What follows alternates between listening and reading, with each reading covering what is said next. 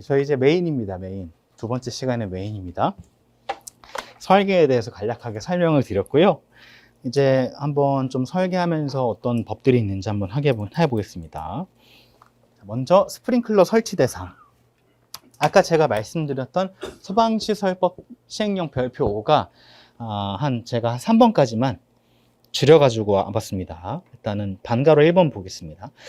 문화 및 집회, 종교, 운동시설, 이거 저는 어떻게 외웠냐면 문집종은 이렇게 외워갖고 있죠. 따가지고 수용인원 100명 이상이면은 위험하죠.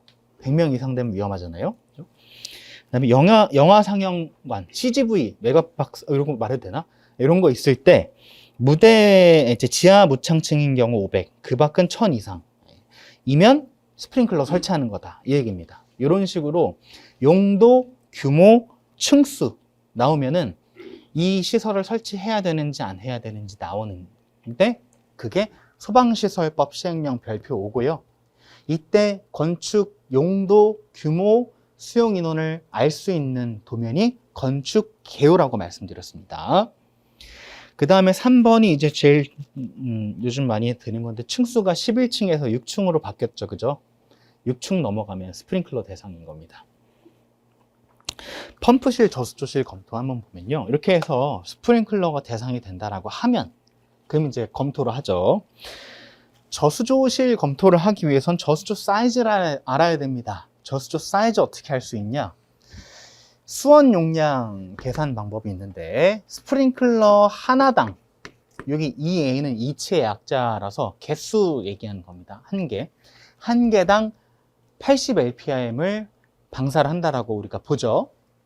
그리고 기준 개수 개념이 있습니다. 기준 개수. 그러니까 수원을 무한정, 스프링클러 헤드가 한 3000개 있으면 3000개 용량을 저장할 수는 없기 때문에 우리가 기준을 잡자. 화재가 났을 때 화재 규모, 용도, 그러니까 건축 용도에 따라서 화재 규모를 우리가 예측을 하고 이때 이 화재 규모를 우리가 화재 제어를 하려고 하면 제어를 하려고 하면 헤드 몇 개 정도가 개방되는 걸로 봐야겠다라고 하는 게 기준 개수예요. 10개에서 30개 있습니다. 밑에 보시면. 외우고 계신가요, 혹시? 10층 이하가 있고, 이하. 11층 이상이 있고요. 그 다음 독립적으로 아파트가 있고요. 이 밑에 하나 더 있었던 것 같은데? 없었네요. 11층 이상은 30개고요. 10층 이하는 또 여러 개로 나뉘는데 일단 자, 창고, 공장으로 나뉘고요. 그 다음에 근생이 있었나요? 판매시설, 운동시설, 복합건축물이었던 것 같은데 그 다음에는 헤드 설치 높이 8m 기준이었습니다. 이렇게 있었어요. 기억나시나요? 이때 요건 또 둘로 나뉩니다. 창고 공장 중에 특수 가연물 저장하면은 더 위험한 거죠. 비교적 더 위험한 거. 요건 30개. 일반인 경우에는 20개. 근판 운복 중에 판매 시설 있으면 판매 시설이 도소매 시장 얘기하는 거고요. 사람이 굉장히 많고 굉장히 큰 판매 시설을 판매 시설이라고 합니다. 도소매 시장을. 요건 또 30개고요. 그 밖은 20개입니다. 헤드 높이는 8m가 넘어가면은 20개고요. 한 단계 줄여서. 8m가 안 되면 10개입니다. 아파트는 그냥 10개예요. 요거 혹시 이해하시겠나요? 그러니까 아파트가 판매 시설보다 불이 났을 때 더 작은 규모로 날 거다 라고 보는 겁니다. 이해하시겠죠? 이게 기준 개수입니다. 그래서 우리가 아파트에 불 나면 10개 정도 터지는 거에 대한 수원만 저장하자 라고 하는 거고요. 이 기준 개수가 결국에는 펌프 용량과도 밀접하게 관계됩니다. 그래서 이 기준 개수고요. 20, 40, 60인데 일반적으로는 20분치 용량을 저장합니다. 20분치. 근데 30층 넘어가면 40분, 50층 넘어가면 60분 이상 합니다. 그죠? 자, 그 다음에 유효 용량 기준이라고 했는데 한번 보십시오. 제가 그림을 넣어놨나요? 넣어놨습니다만 간단하게 먼저 설명드리면 유효 용량이란 게 뭐냐면 펌프가 있습니다. 펌프에다가 자, 이렇게 구멍을 뽕 뚫어놨어요. 뻥 뚫어놨는데, 그러면 펌프에서는 요 아래쪽에 있는 거는 쓸 수 있는 거예요, 없는 거예요? 아래쪽에 있는 물은 못 씁니다. 이건 사수라고 그래요. 죽은 물이라 그래서 썩은 물. 가만 놔두면 이동하지 않기 때문에 썩게 되는 물. 그 다음에 급수 펌프가 있을 수도 있습니다. 소방용 말고요. 위생용, 기계에서 쓰는 거. 요게 만약에 이렇게 구멍이 뻥 뚫려 있으면 요 위쪽은 우리가 보장이 안 되는 거예요. 없을 수도 있어요. 그죠? 그래서 요만큼이 유효 용량인데, 자, 이때 요 아래쪽은 사수지만 실제로 우리가 공동 현상 생각하면 이쪽으로 공기가 들어가면 안 되겠죠? 그러니까 요 위에선 기준으로 하면 돼요. 요 위에선. 요만큼이 유효 용량이에요. 이만큼을 유효 용량이라고 합니다. 좀 이따 그림에서 더 자세히 보겠습니다. 이게 유효 용량 기준이고, 개방형 스프링클러 헤드는 아시겠지만 50개까지가 최대입니다. 이건 방수구역이라고 하고요. 방호구역이 아니라 방수구역 50개 이하고 설치 헤드 수만큼 저장해야 돼요. 이건. 40개 했다. 그럼 40개 저장, 40개, 기준 개수는 40개입니다. 이해되셨죠? 왜냐하면 방수구역은 뭐예요? 클래퍼가 열리면 한꺼번에 방수가 되기 때문에 이거는 뭐 우리가 조절할 수가 없습니다. 조절할 수가 없기 때문에 전체 헤드 수만큼 대신에 최대 방수 구역만 요존에서 불나면 이것만 열리니까 이게 있습니다. 이렇게 해서 저수조에 뭘 지금 결정했냐면 크기 결정했습니다. 크기. 자, 요걸로 이제 몇 톤인지 나오죠? 몇 톤인지 나옵니다. 예를 들면 10개다 해봅시다. 10개고 20분이에요. 그러면 800rpm에 자, 여기까지가 뭡니까? 이거는 펌프 용량이고요. 펌프에서 1분에 800리터. 근데 이거를 몇 분치?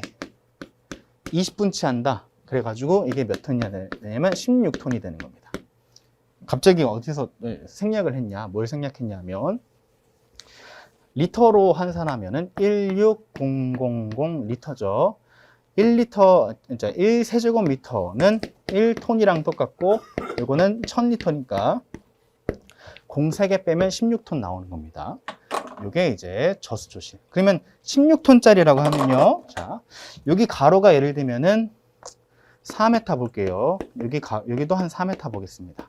자, 그럼 높이는 몇 m 하면 될까요? 16제곱미터죠. 우리는 이 16톤은 또 뭐랑 똑같냐면 16세제곱미터랑 똑같은 거죠. 그럼 높이는 몇 m만 있으면 돼요? 1m만 있으면 돼요. 그죠? 그러면 어디까지가 1m 있으면 되는 거예요? 여기서부터 여기까지가 1m 있으면 되는 거예요. 되셨죠? 요 밑에는 뭐 상황에 따라 다릅니다. 설계자마다. 저는 한 0.3 정도 보거든요. 0.3m? 요 위에 또 위생용수 쓰죠?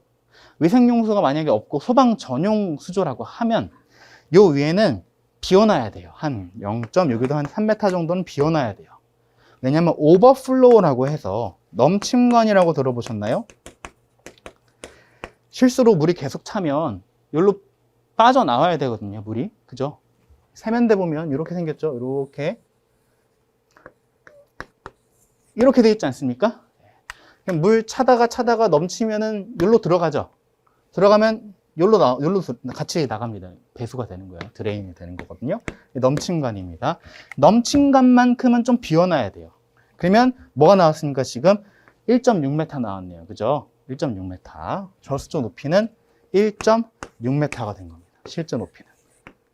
그러면 저수조 높이 나왔으니까 건축도면상이 이렇게 그립니다. 도면 이렇게 있으면 이 구석에다 저수조 놓거든요. 저수조 놓고 이때 높이 4m, 4m죠. 요 사이 좀 떼야 돼요. 그죠? 요 사이도 떼야죠. 그래야 저수조 공사도 하고 유지관리도 하고 배관도 설치하고 하지 않겠습니까? 이게 소방은 법이 없어요. 기준이 얼마 떼야 된다는. 없는데 이제 보통 기계에서는 한 최소 법적으로 600 정도 보거든요. 근데 이게 지금 바뀌었습니다. 900으로. 그러니까 저희는 어떻게 생각하면 되냐? 그냥 한 1에서 1.5m 뛴다. 그러면 좋다라고 보시면 돼요. 그러면 좋다. 근데 이렇게 잘 안 져요. 근데 설계할 때 이렇게 하면 됩니다. 설계할 때. 여기도 한 1m 정도 뛰면 됩니다. 되셨죠? 그 다음에 저수조가 있으면 저수조를 시공을 하려면 이 밑에 판을 조립을 해야 돼요. 밑에 판. 그럼 사람이 누워가지고 조립을 하는 경우도 있고 위에서 조립하는 경우도 있습니다. 판 조립하고 벽 세우고 천장 세우고 난 다음에 배관을 꽂아야 돼요. 그죠? 배관을 연결해야 됩니다. 배수관은 뭐 여기서 나오는 경우도 있고요. 여기서 나오는 경우도 있고요. 여러 가지가 있는데 그럼 사람이 이 밑에 가서 작업을 해야 돼요. 그리고 가끔 가다가 여기서 누수가 생기면 밑에 들어가서 작업해야 되죠. 그럼 그때 저수조를 들 수는 없겠죠. 16톤짜리 되는 걸. 그래서 기초라는 걸 세웁니다. 저수조 기초. 자, 이렇게 세워요. 이렇게. 줄기초처럼. 3D로 표현하면 이렇게 되는 거예요. 이런 식으로 줄기초를 세웁니다. 요거 폭까지는 제가 말씀 안 드릴게요. 네. 근데 아까 말씀 안 드리겠습니다. 괜히 이제 그러실까봐. 요런 줄기초를 세웁니다. 그 다음 저수조를 들어 올려요. 이게 있고. 요건 이제 물탱크고요. 소방은 특이하게 콘크리트 수조 개념이 있습니다. 콘크리트조라고 하는데 물탱크를 갖다가 따로 시공할 거냐 아니면은 구조체로 만들어 가지고 아예 평면상에 봤을 때 자, 요렇게 붙여 가지고 이만큼을 콘크리트 수조로 만들어 버릴 거냐. 이런 식으로요. 그럼 여기 그냥 빈 공간이죠. 여기다 물 채워 놓는 겁니다. 콘크리트 벽 세워 놓고 여기다 그냥 물 채워 놓는 거예요. 소방은 이게 돼요.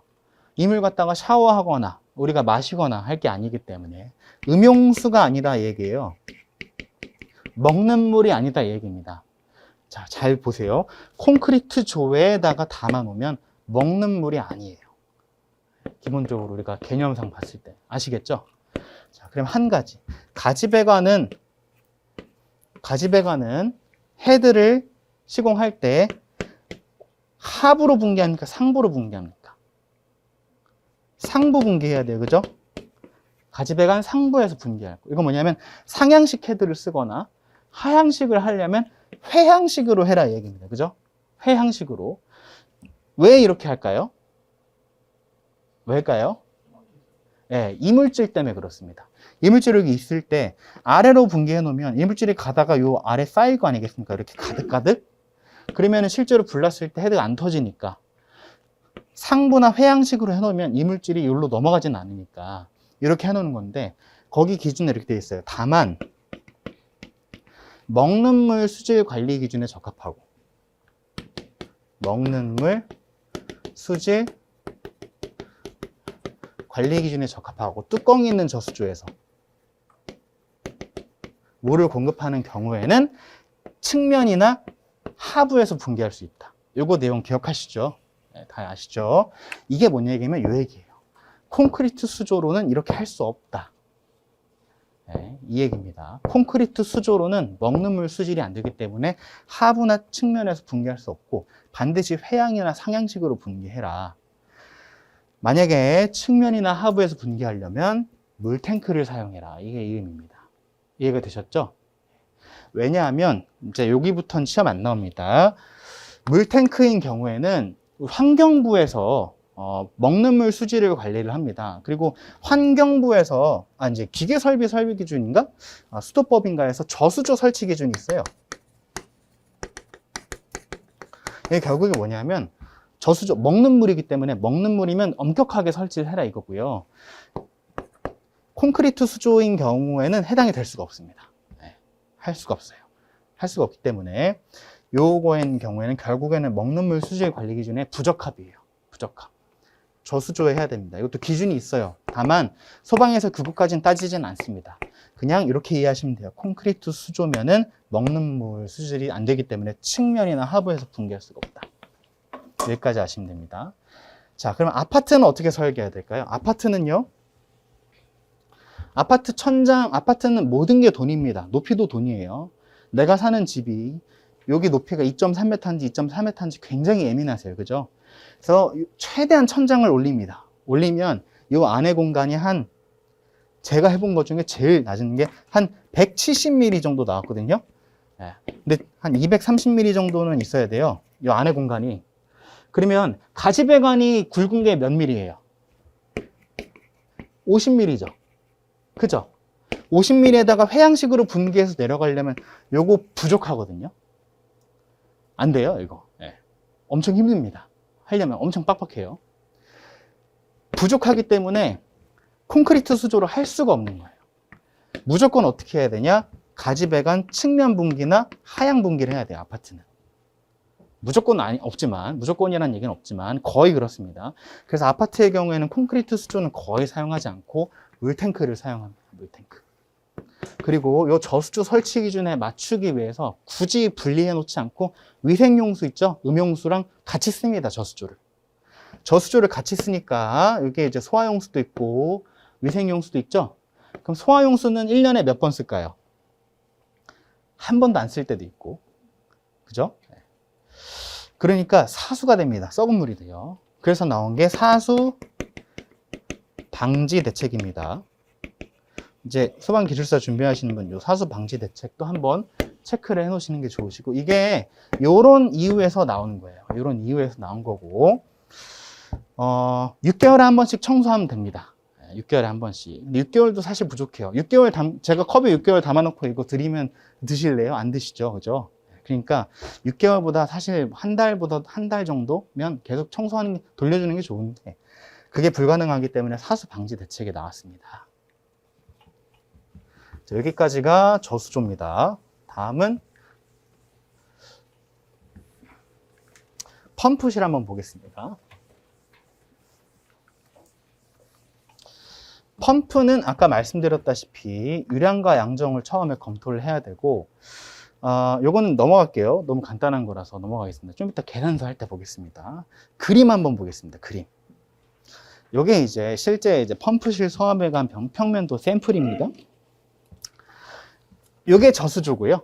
이게 저수조고, 좀 어지럽게 생겼죠? 저수조 있고, 자, 요렇게 되어 있지 않습니까? 요렇게. 이게 저수조 기초입니다. 제가 말씀드린. 위에서 봤을 땐 이렇게 보이겠죠? 저수조 기초입니다. 여기 사이에 공간이 좀 벽에서 좀 띄어났죠. 왜냐하면 여기 사다리도 놨고 배관도 막 지나다니고 하니까. 사다리는 여기다 놓는 게 좋겠죠. 이게 사다리인데 여기다 놓는 게 좋은데.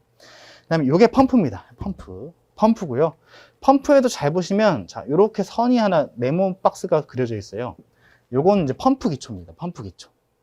펌프도 침수되면 안 되니까, 자, 이렇게 콘크리트 기초를 쌓아서 요 위에다가 방진가대라고 합니다. 방진가대, 방진 스프링 세우고 여기에다가 이제 펌프 올립니다. 이렇게. 그래서 요 펌프 기초입니다. 그다음에 여기 지금 펌프가 여러 대가 있는데 이 부분을 제가 확대해 보면 이렇게 되거든요. 지금 요거 보이시나요? 요게 이제 여과망입니다. 저수조의 흡입구, 소방 펌프에 주는 흡입구고요. 여과망 쓰고 내진 기준에 따라서 가요성 이음이라고 하는데, 현장에서는 플렉시블 조인트라고 합니다. 플렉시블 조인트를 설치하고요. 그다음 요건 뭐냐면은 OSNY 밸브인데 게이트 밸브라 그래서 점검용 밸브입니다. 유지관리용 밸브입니다. 그래서 이렇게 해가지고 TF 딱 써서 다시 이제 게이트 밸브, 요건 이제 스트레이너입니다. 스트레이너. 그 다음에 플렉시블 조인트, 펌프로 들어갑니다. 네. 지금 보시면 요 펌프 혼자 하나죠. 이렇게 요 펌프 혼자 하나네요. 그리고 지금 이렇게 쭉 해가지고 하나, 둘, 셋, 넷, 5대가 하나의 급수관을 겸용했습니다. 요거는 제가 설명드리겠습니다. 요거는 화재안전 기준에 소화 저수조 설비가 있습니다. 소화 수조 설비. 쉽게 얘기해서 소화 용수 설비. 소화 용수 설비용 펌프고요. 자, 요거 보이세요? 요거. 이게 뭐냐면 압력 챔버입니다. 이게 뭐냐면 이게 충압 펌프예요. 그래서 이게 주 예비 충압 펌프, 이렇게 한 세트입니다. 이건 스프링클러용. 여기 가운데 있는 2개는 뭐냐면 옥내 소화전이랑 지금 옥외 소화전이랑 수동 기동입니다.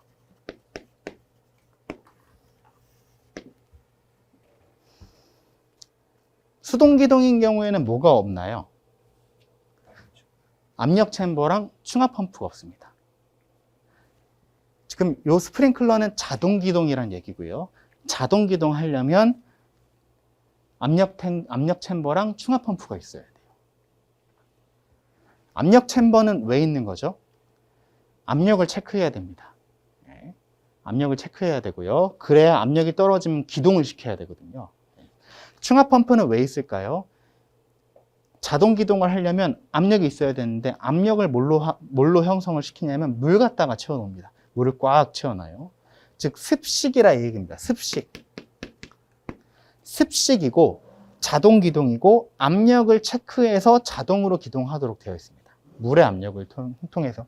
그럼 이건 뭐냐? 이거는 압력이 없다 이겁니다. 압력이 없기 때문에 압력을 체크하는 장비도 없습니다. 압력이 왜 없냐? 물이 없어요. 건식입니다.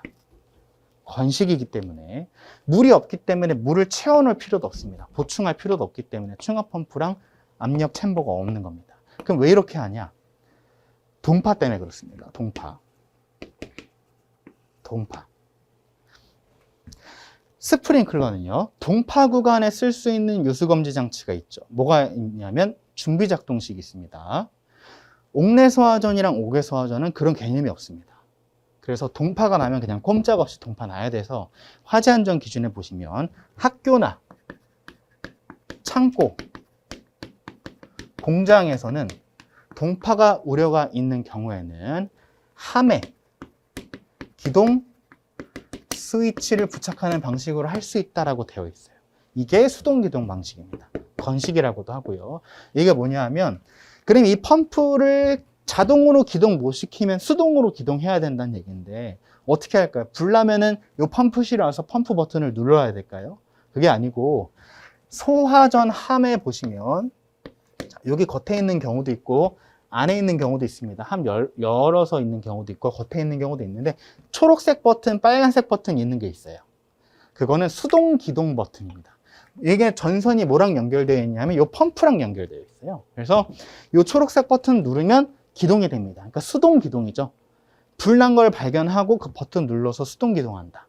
왜냐하면 배관에 물이 없어서 압력이 없기 때문에 압력을 감지해서 자동 기동이 불가능하다 이 얘기예요. 그래서 함에 기동 스위치를 설치하는 방식은 건식이다. 그래서 지금 펌프가 하나, 둘, 셋, 넷, 다 6개가 있는 거고요. 작은 펌프까지. 그럼 요거는 뭐냐? 소화수조 설비는 뭐냐? 우리가 건물 안에 저수조를 설치를 해놓고요. 소화시설을 쭉 쓰거든요. 근데 자, 이렇게 송수구가 있습니다. 송수구가 왜 있을까요? 송수구. 송수구는 왜 있냐면 소방대가 출동해가지고 여기다가 여기다가 이제 물 넣어가지고 펌프 갖다 이렇게 쭉 이런 식으로 쓰라고. 요건 필요가 없는 거죠. 이제 소방대가 도착하면 요 물은 필요가 없는 겁니다. 근데 이런 경우가 있을 수 있어요. 여기 물차가 있고 펌프차 있는데 물차를 다 썼어요. 그럼 어떻게 해야 될까요? 물을 끌어다 와야 되죠. 그래서 뭘 설치하냐 하면 상수도 소화전이라는 걸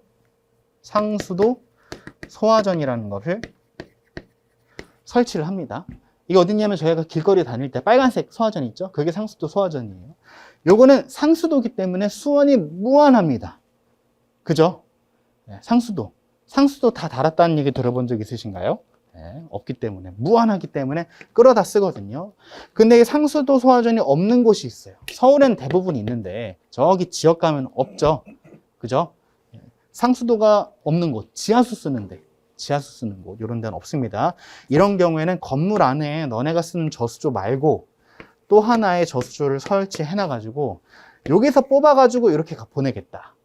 이게 뭐냐면 소화수조 설비인데 요것도 똑같이 이렇게 송수구로 연결해 놨는데 요거는 뭐라고 부르냐면 요거는 채수구라고 불러요. 채수구 연결해서 물을 꺼내서 씁니다. 소방관이. 그래서 송수구로 연결을 다시 시켜요. 하는데 문제는 뭐냐면 요 저수조가 너무 밑에 있어요. 4.5m 기준으로. 4.5m 기준으로 건물 너무 지하에 있다 이 얘기예요. 이런 경우에는 채수구로 뽑아 쓰지 못합니다. 너무 낮게 있어가지고 펌프 갖다가 물을 끌어올린다는 건 굉장히 어려운 거거든요. 퍼내는 건 쉽지만 그래서 4.5m보다 더 밑에 있으면 별도의 펌프를 써서 그 펌프를 기동을 딱 시켜요. 이해가 되셨죠? 요 펌프에서 그래서 요 저수조에 있는 물을 끌어다가 지상으로 퍼 올리는 겁니다. 퍼 올리고 소방관이 그거를 받아가지고 채수구에서 해가지고 자기네 물로 쓰는 거예요. 그게 소화수조 설비고 4.5m 미만이기 때문에 별도의 펌프를 씁니다. 그 내용이고요. 자, 저수조 상세도 한번 보겠습니다. 여기 보시면 방금 이 저수조의 저수조 상세도인데 가로 7.5m에 세로 6m네요. 얼마나 클까요? 7.5m면 지금 저희 여기서부터 저기까지가 몇 메타 정도 될까요? 한 10m 정도 될까요? 거진 요 정도 되는 거예요, 탱크가. 높이는 4m인데 4m면 지금 요게 몇 메타 정도 될까요? 이게 한 3. 몇 메타 되는데 이거보다 더 높은 겁니다. 물탱크가. 엄청 크기죠? 여기 보시면은 색깔이 잘 칠해져 있는 데가 우리가 쓰는 겁니다. 소방 전용. 보시면 자, 요게 뭐냐면 소화수조 설비용 아까 펌프 한 대짜리 있죠? 여기에다가 연결하는 거예요. 이게 제일 밑에 있고 그 위에 보시면은 우리 스프링클러 옥내소화전, 옥외소화전용. 그러니까 이만큼은 이제 스프링클러 옥내소화전, 옥외소화전용이고요. 자, 이만큼은 뭐냐면 소방관들이 쓰는 겁니다. 이해되셨죠? 얘가 제일 보통 밑에 있어요. 바뀌면 어떻게 될까요? 바뀌면 얘가 위로 가버리면 소방관이 왔는데 물이 없어요. 그럴 수 있죠. 그럼 안 되니까 이게 제일 밑에 있어야 됩니다. 보통은 급수배관 있죠. 뭐 우리 소방에서 쓰는 거 말고 다른 기계나 이런 데서 쓰는 펌프용 흡입구는 또 여기 있습니다. 아까 제가 그려드렸던 것처럼 소방 외에 타공종이 만약에 냉난방이나 이런 거 쓰면 요 물 위에, 요 유효수원 위에 있어야 됩니다. 그 흡입구가. 보통은 요게 소방이에요, 그냥. 대신 요 건물은 좀 특이하게 아까 제가 말씀드린 소화수조 설비가 있기 때문에 걔가 또 밑에 들어가야 돼요. 이런 식으로 순차적으로. 개념 이해가 좀 되셨습니까? 소방관이 쓰는 게 제일 밑에 있어야죠. 그래야 제일 수원 확보가 항상 되지 않겠습니까? 그거 생각하시면 되겠습니다. 사수는 사실은 생각하기 나름인데 여기 전체가 사수일 수 있어요. 소화용수 자체가 사실 사수입니다. 거의 펌프를 돌릴 때 작동기능 점검 때 돌리나요? 안 돌리죠. 종합정밀 점검 때 돌리지 않나요? 성능 시험할 때. 그러니까 1년에 한 번 돌릴 수도 있고요. 아니면은 물청소할 때 돌릴 수 있나요? 옥내소화전 물청소하는 걸 제가 한번 봤는데 옥내소화전 호스 갖다가 물청소를 하시더라고요. 네, 그럴 때 한번 돌리나? 그러니까 거의 다 사수라고 보시면 돼요. 사수방지 대책은 또 오늘 좀 준비를 안 해가지고 여러 가지 대책이 있는데 찌꺼기는 안 끼나요? 찌꺼기요? 찌꺼기는 아래에 다 가라앉죠. 아래에 다 가라앉습니다. 요 아래에도 한 200-300 정도 있습니다. 있기 때문에 요 아래에 다 가라앉고 근데 쭉 뽑았으면 어떻게 될까요? 찌꺼기가 밀려오겠죠? 밀려오면은 아까 여기 스트레이너 있습니다. 이 스트레이너 여과망에 여과가 됩니다. 펌프를 보호하기 위해서. 문제가 뭐냐면 이걸 관리 안 하면 찌꺼기가 가득 껴서 펌프가 끌어들이질 못하는 거예요. 마찰 손실이 늘어납니다. 마찰 손실이 늘어나면 펌프에 무슨 현상이 발생이 되죠? 공동 현상이 발생이 되는 주범이 스트레이너입니다. 주범. 여가 이제 찌꺼기 많이 낍니다. 결론적으로는. 자, 넘어가겠습니다. 이제 수직 공간, 수평 공간 검토는 간단하게 하고 넘어갈게요. 저고층 조닝을 해야 돼요. 고층 건축물이면 너무 이렇게 높으면 여기서 필요한 압력이 있고 여기서 필요한 압력이 있습니다. 사실 여기서도 스프링클러만 생각하면 0.1메가파스칼만큼 방사압이 있어야 되죠. 여기 스프링클러도 0.1메가파스칼 있으면 됩니다. 그죠? 꺼내서 쓸 때 말단에서. 근데 여기까지 건물 물을 올리려면 얼만큼 필요할까요? 이게 만약에 100m다. 100m면 100m는 10kg force per 제곱센치랑 똑같고 1 메가파스칼이거든요. 그렇기 때문에 여기까지 퍼올리려면 여기 펌프에서 얼만큼 밀어줘야 되냐면 마찰 손실 하나도 없다고 봤을 때, 마찰 손실 하나도 없다고 봤을 때도 1.1 메가파스칼로는 쏴줘야 돼요. 이렇게 쭉. 그래야 여기선 0.1 메가파스칼 되는 거죠. 그러면 여기에서는 어떤 압력이 발생이 되겠습니까? 0.1만 있으면 되는데 1.1 메가파스칼이 공급이 되겠죠. 그럼 여기는 압력이 너무 과해진다 이겁니다. 그래서 조닝이란 걸 합니다. 3개로 쪼개거나 2개로 쪼개거나. 그래서 저층, 중층, 고층을 계통을 이렇게 분리를 시키는 거예요. 이렇게 해가지고 고층하고 하나 더 해가지고 중층하고 저층은 여기서 주는 겁니다. 이렇게. 펌프를 분리할 수도 있겠죠. 근데 배관만 분리할 수도 있어요. 나중에 강압 밸브를 쓸 거기 때문에 이런 식으로 조잉을 하고요. 그 다음에 수직 공간이기 때문에 이 수직 공간 PS 얼만큼 필요한지 하고 수평 공간인 경우에는 3,000제곱미터마다 유수검지 장치가 하나씩 설치가 돼야 되니까 한 층이 15,000이다. 그러면 존을 5존으로 나눠야 되는 거예요. 이해되시겠죠? 주차장인 경우에는 보통 이렇게 합니다. 주차장인 경우에 존이 5개예요. 스프링클러 존이. 그 외에 뭐 고층 건축물은 화재안전 기준에 전용의 배관으로 해야 되고요. 초고층인 경우에는 이중 배관, 2개의 급수관에서 급수가 되어야 한다 이렇게 되어 있어요. 한쪽 막히면 한쪽 반대쪽에서 주라고. 이런 경우에는 샤프트가 양쪽으로 있어야 됩니다. 그렇겠죠? 배관이 하나가 쓰는 게 아니라 양쪽으로 쓰니까 이런 것들도 다 검토를 합니다. 자, 수평 배관 검토는 수평 배관 검토 보겠습니다. 아까 말씀드렸던 거니까 이건 넘어가겠습니다. 배관 설계, 도식 보겠습니다. 도식이요 보겠습니다. 생각보다 할 게 많아가지고 조금씩 건너뛰고 있습니다. 이게 뭐냐면 이게 범례표예요. 범례표입니다. 범례표고 범례표에는 뭐가 있냐? 앞으로 우리가 도면상에 나올 기호들이 어떤 뜻인가 있는 게 범례표입니다.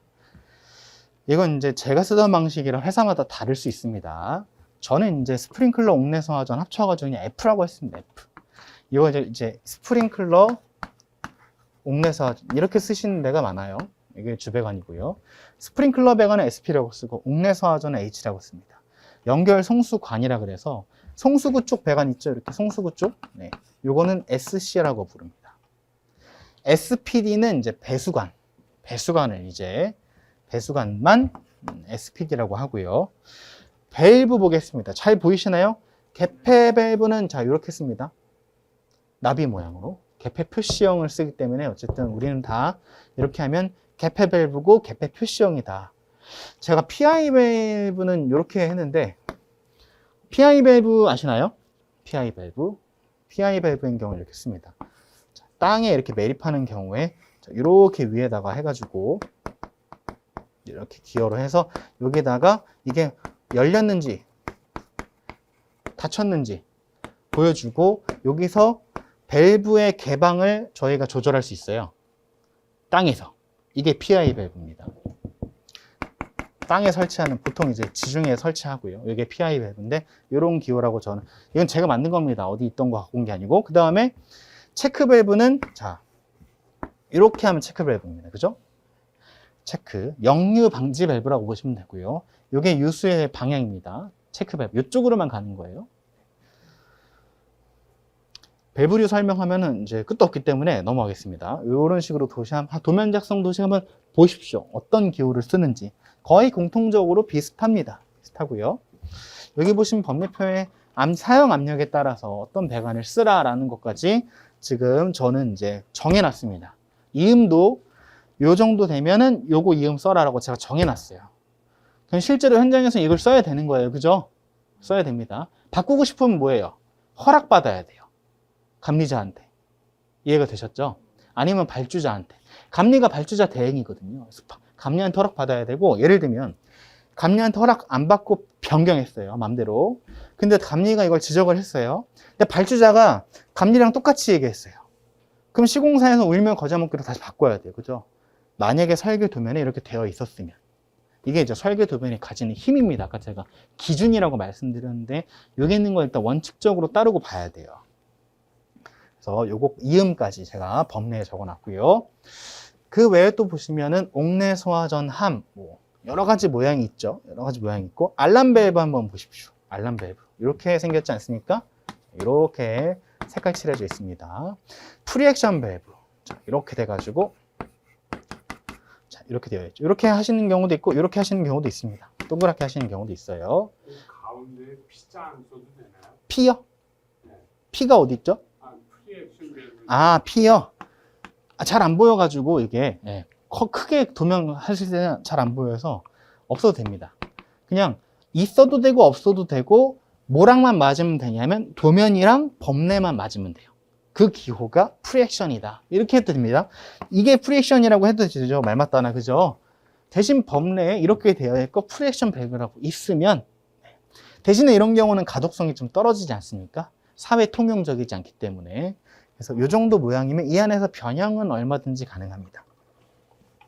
자, 그 외에 스프링클러 헤드 여러 가지 있습니다. 잘 보십시오. 이렇게 되어 있는 거 있죠. 이렇게 되어 있는 거 있죠. 이게 이제 우리가 신축 배관이라고 하는 거고요. 프렉시블 이라고도 하죠. 이것도 프렉시블 조인트라고 하나요? 프렉시블 조인트. 현장에서 뭐라 그래요? 잡아라 이러지 않습니까? 잡아라. 신축 이렇게 힘 줘가지고 하면은 이제 수축하죠. 수축이 아니라 움직이죠. 신축 배관입니다. 그다음에 이제 표시 온도 따라서 이렇게 구분이 됩니다. 표시 온도는 굳이 설명 안 드릴게요. 괜히 더 헷갈리실 거니까 넘어가겠습니다. 성수구 그림 한번 봐주시고요. 소화기 이런 것들 보시고 네, 넘어가겠습니다. 다음에 도시기호 라이자 보겠습니다. 라이자 입상 표시. 이게 뭐냐면 아까 평면도는 어떻게 본다 그랬죠? 잘라가지고 위에서 본다 그랬습니다. 그러면 배관이 만약에 이렇게 서 있어요. 요 층과 요 층을 통과하는 배관입니다. 요 배관은 요 평면도상에 어떻게 표시가 되냐면 반으로 잘랐기 때문에 배관 단면만 표시가 돼요. 평면도상에 이렇게 보여 있습니다. 이렇게. 이거를 샤프트라 그럽니다. 샤프트는 단면 자른 거죠. 요거는 이제 위로 올라가는지 아래로 올라가는지 모르는 거예요. 그래서 이게 위로 올라가면 이렇게 표현해 주고요. 아래로 내려가면 이렇게 표현해 줍니다. 이게 실제로는 요 평면상으로는 보이지 않는 거를 평면상에 표시하기 위해서 있는 거고요. 요거를 입상관이기 때문에 입상인데 현장에서는 라이자라고 부릅니다. 라이자. 그래서 보시면은 이렇게 있고 배관이 지금 두 개가 있는 거예요. 두 개가 이렇게 있습니다. 지금 있어서 이렇게 쫙 빼가지고 이렇게 쭉 두 개를 세웠고요. 하나는 올라가네요. 올라가고 하나는 내려가고 내려가네요. 올라가는 놈은 뭐냐면 SPNH라 그래서 소화추 배관. SPD는 스프링클러 배수 배관입니다. 입상관이 실제로 이렇게 두 개가 쓴 거죠. 이해가 되셨죠? 이렇게 쓴 겁니다. 그다음 여기 보면은 끝에 마감도 있네요. 지금 요거 위에는 이건 워터 해머 쿠션이라고 해서 수격 방지기를 달도록 되어 있고 요거는 지금 캡 마감입니다. 캡. 그러면 실제로 요 끝에 이렇게 수격 방지기가 달려 있고 여기는 캡 이렇게 되어 있는 거를 평면상에 표현하면 이렇게 된다 얘기입니다. 도면 보는 방법이고요. 자, 그 다음에는 개통도 예시가 있는데 한번 같이 보겠습니다. 좀 적어드릴 게 있어서 개통도가 있으면 가지배관, 교차배관, 수평주행배관이 있는데 가지배관의 정의가 뭔지 아시나요? 가지배관의 정의는 스프링클러 헤드를 설치하는 배관이 가지배관입니다. 교차배관의 정의 아시나요? 교차배관은 가지배관을 설치하는 배관이 교차배관이에요. 수평주행배관의 정의는 교차배관을 설치하는 배관이 수평주행배관입니다. 얘가 제일 크고요. 그 다음에 스프링클러 헤드는 가지배관에 설치해야 되는 거예요. 이해되시죠? 교차배관에 설치하면 정의가 안 맞는 겁니다. 그래서 교차배관 이렇게 있고 가지배관 보통 이렇게 설치하거든요. 가지배관인 T는 어떻게 내냐? 가지배관은 요 끝에 캡을 달아놓습니다. 캡. 그 위에다가 헤드를 설치하죠. 교차배관인 T는 어떻게 내냐? 말단에 수격 방지기를 달아놓고요. 그 다음에 끝에다가 청소구를 설치해놔요. 이러면 교차 배관입니다. 이게 교차 배관 표시예요. 여기에 이렇게 헤드가 하나 딱 있다. 이러면 이제 소방관이 지적합니다. 감리도 지적하고요. 이거는 안 된다. 이렇게 하지 말고 약간 웃긴 얘기인데, 자, 이렇게 해서 캡 달고 요 위에다 이렇게 달으세요. 이렇게 하거든요. 이래야지 이게 가지 배관, 이게 교차 배관, 이게 스프링클러 헤드죠. 그죠? 이렇게 바로 헤드 설치하면 안 된다 이 얘기입니다. 이해가 되셨죠? 이게 일단 기본적인 정의고요. 이때 지금 보시면 아시겠지만 하향식이라고 하더라도 바로 밑으로 안 따고 회향식으로 했습니다. 회향식. 상부 분길이가 원칙이고요.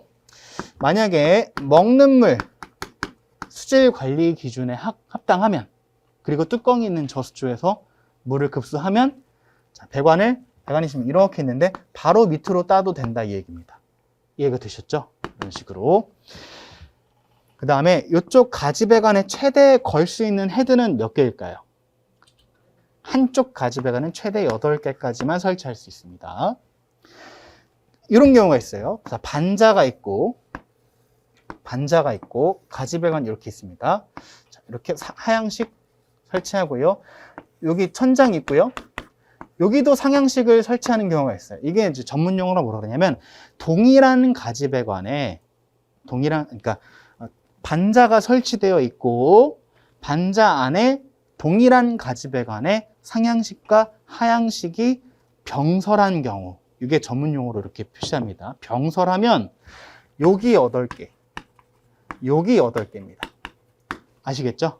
원칙상 불은 반자 안에서 나거나 반자 밑에서 나거나 둘 중 하나다라고 보는 거예요. 그래서 여기 8개, 여기 8개.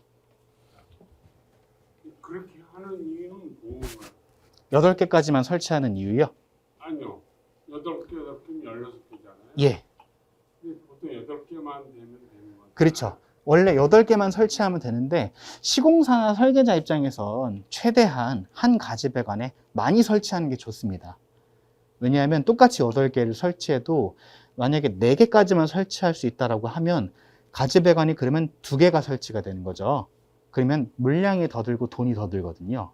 그래서 하나의 가지 배관에 가급적이면 몰아가지고 많은 헤드를 설치하면 좋으니까 이거를 제한을 한 겁니다. 8개까지만 설치할 수 있다.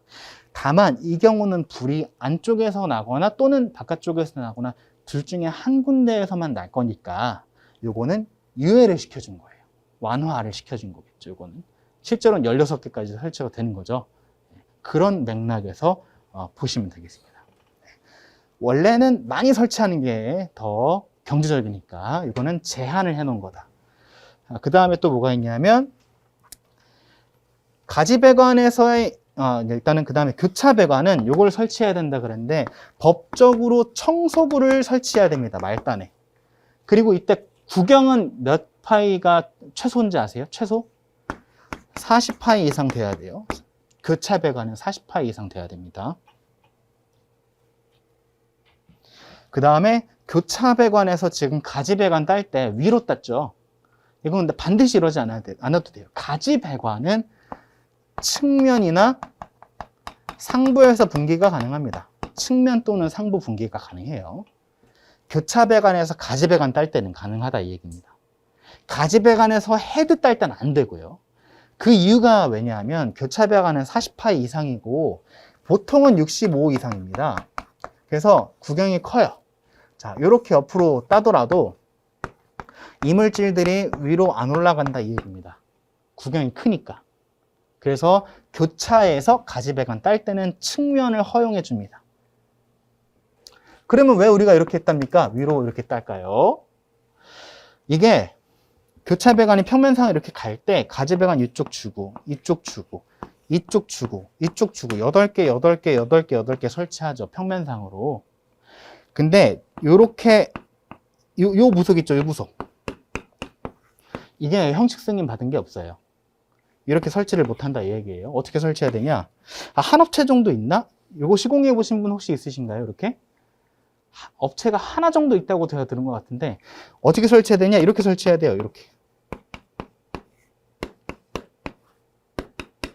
엇갈려서 해야 된다 이겁니다. 이렇게 못하기 때문에 이렇게 하면 부속이 더블로 들죠. 그죠? 그러니까 위로 하나 따고 T를 하나 더 써버려요. 그럼 T 두 개면 그냥 양쪽으로 쫙 되니까. 이렇게 되는 경우에는 또 뭐가 많냐면 그 마찰 손실이 너무 커져요. 그래서 이런 것 때문에 그냥 자 이런 식으로 설치합니다. 이거는 그냥 여담이었습니다. 여담이었고, 자, 그 외에 또 뭐가 있냐면 유속 제한이 있습니다. 유속. 가지배관 유속은 몇 메터 퍼 세크일까요? 6m per s 이하고요. 그 기타 배관은 10m per s 이하여야 돼요. 유속은 왜 제한을 하는지 아시나요? 유속 제한. Q는 AV라는 공식이 있죠. 유량은 구경 곱하기 유속입니다. 이거를 딱 정해 놓으면 유량도 이미 정해져 있기 때문에 우리가 구경을 산출할 수 있어요. 이래서 제한을 해 놓는 겁니다. 여러 가지 이유가 있지만 그럼에도 불구하고 우리가 지정을 딱 한 이유는 구경을 산출하라는 의미에서 하는 겁니다. 옥내 소화전은 몇 메터 퍼 세크일까요? 4m per s 이하로 돼야 됩니다. 자, 그 다음에 기울기가 있습니다. 가지배관인 경우에는 물이 이렇게 빠져서 여기로 내려가야겠죠? 그러니까 기울기를 줘야 됩니다. 기울기는 가지배관 기울기는 250분의 1 이상 줘야 되고요. 약간 기울여서 이쪽으로 물이 내려가도록 해야 된다 이 얘기고요. 교차 배관의 경우에는 500분의 1 이상 기울기를 줘야 됩니다. 이거는 어디서 주면 되냐? 습식은 줄 필요가 있을까요? 습식. 물이 원래 항상 차 있는 곳은 물을 뺄 이유가 없겠죠. 습식은 수평입니다. 수평 설치고, 건식이나 준비작동식인 경우에는 요거는 배수를 해야 됩니다. 왜요? 평상시엔 물이 없거든요. 불이 났을 때만 쓰고 다시 빼야 됩니다. 왜냐하면 동파 때문에. 그래서 250분의 1 이상, 500분의 1 이상 기울기를 줘서 물이 빠지게 해야 되고요.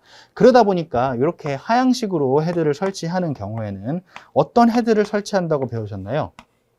드라이 펜던트 헤드라는 거를 설치를 해야 됩니다. 드라이 펜던트 헤드. 준비작동식이나 건식에 하향식 배관을 설치하면 물이 고이겠죠? 여기 고일 겁니다. 그죠? 이해가 되십니까? 배수가 안 되고요. 동파가 납니다. 이 부분은 드라이 펜던트 헤드라는 걸 설치해요. 드라이 펜던트는 막혀 있습니다. 여기까지 막혀 있어요. 그래서 물이 고이지 않는 구조로 되어 있기 때문에 이런 경우는 드라이 펜던트 헤드를 설치합니다. 그 다음에 여기 입상관이 있고, 스프링클러의 경우에는 입상 배수관이 또 있습니다. 입상 배수관의 경우에는 최소 몇 파이 이상 설치하도록 되어 있냐면 50파이 이상 설치하도록 되어 있습니다. 이 그림에 그러니까 굉장히 많은 것들이 들어있는 겁니다. 그죠?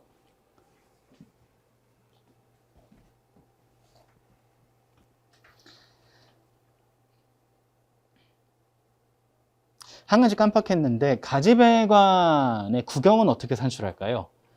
교차배관과 가지배관의 구경은 어떻게 산출하겠습니까?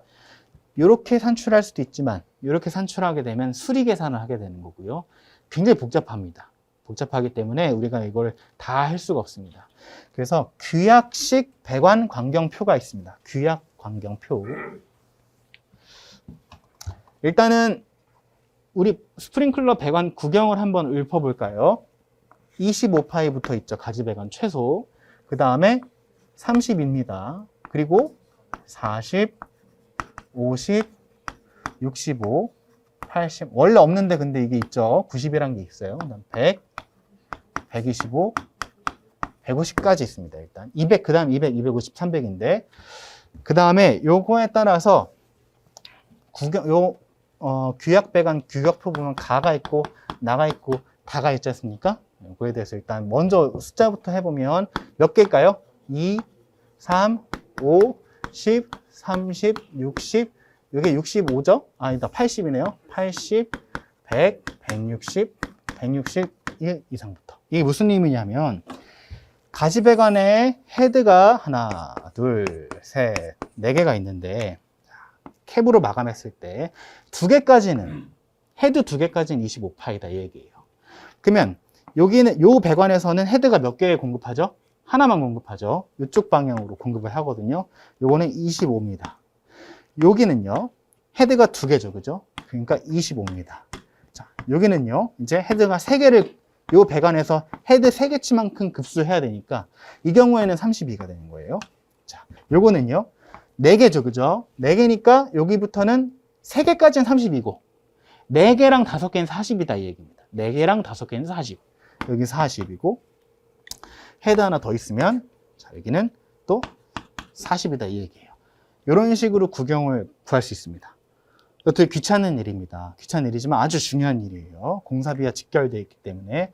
자, 그럼 나는 어떻게 될까요? 나는 2, 4, 7, 15, 그 다음에 30, 60, 65, 100, 160, 161입니다. 맞죠? 뭐가 다르냐면 여기부터는 똑같아요. 자, 여기 65부터는 똑같습니다. 동일, 동일, 동일, 동일, 동일. 자, 이렇게 외우시면 돼요. 얘만 좀 달라요. 다가 좀 어려운데 다가 맨날 헷갈리시죠? 다. 어쩔 수 없어요. 암기해야 됩니다. 1, 2, 5, 8 여기 이제 15 이렇게 돼서 여기 30인데 빼고 27이고요. 여기 이제 40이죠. 그 다음에 여기 65에서 55 여긴 90, 91 이렇게 암기가 됩니다. 이걸 암기해야 되냐? 굳이 하실 필요 없어요. 근데 나중에 자연스럽게 하게 되실 겁니다. 하게 되실 거고. 자, 이때 이게 뭔 얘기냐? 가는 뭐냐면 그냥 일반적인 경우예요. 일반적인 경우엔 이렇게 산출하고요. 나는 뭐냐? 요겁니다. 반자가 있고 가지배관에 상향식이랑 하향식이랑 병설하면 나로 하면 된다. 그럼 이게 무슨 의미냐? 보십시오. 만약에 자, 지금 헤드가 4개째부터는 40파이예요. 그죠? 가에 따르면 4개, 5개는 40이잖아요. 근데 보시면 나는 어떻게 됩니까? 4개여도 32파이면 되죠? 나는 이제 완화한 거예요. 완화. 왜 완화해줬냐? 말씀드렸잖아요. 반자 아래나 위 중 둘 중에 한 군데서만 불이 나니까, 그죠? 이 경우에서는 실제로 4개를 설치했다 하더라도 반자 아래 기준으로는 몇 개만 설치된 거예요? 2개만 설치된 거예요. 이때 구경은 32파이 아니겠습니까? 그죠? 이렇게 했을 때 기준으로 따지면 이거보다 강화가 된 거니까 완화를 시켜준다 이 얘기입니다. 약간의 완화 시켜준 거다 의미. 그 다음에 다는 뭐냐면 무대부나 특수가물 같은 위험한 물질이 있을 때는 강화를 할 겁니다. 강화.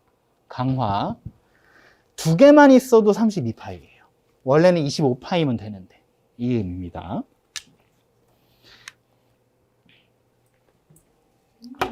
예.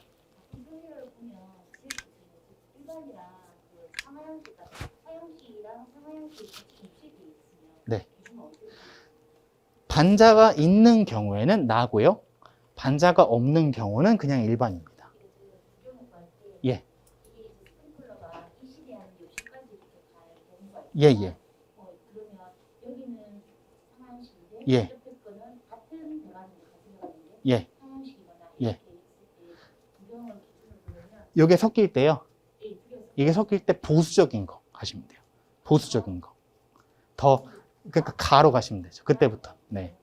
여기 부분은 이제 나예요. 근데 저쪽에서 합쳤을 때 요거는 가의 항목이다. 그러면 가로 가셔야 돼요. 이 부분은. 말단으로 갔을 때 이 부분이 완화된 기준 가능하다가 완화된 기준 가능하고요. 근데 중간 가다가 섞였어요. 그러면 무조건 보수적인 기준으로 가셔야 됩니다. 마찬가지로 지금 요거 가랑 다랑 섞이잖아요. 가랑 다. 그럼 다로 보셔야 돼요. 이 되셨죠? 보수적인 기준으로 가시면 됩니다. 섞이는 경우에는. 자, 여기까지 이해되셨나요? 자, 이해되셨으면 자, 이제 잠깐 또 10분 쉬었다가 배관 설계, 개통도 작성하고 평면도 작성하겠습니다.